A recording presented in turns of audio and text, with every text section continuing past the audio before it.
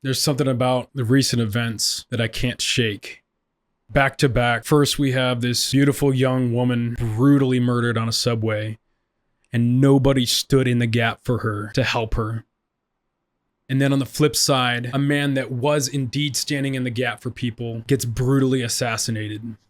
I was driving my motorcycle earlier today just trying to process these feelings of frustration and anger, and I just couldn't shake it. I just feel like there's this urgency now for men and women to stand up in order to stand in the gap for people, for their family, their children, for their nation, for people like that girl in the subway that had nobody to help her. We need to learn from Charlie Kirk's legacy and his memory and to start doing what Charlie Kirk was doing, standing in the gap.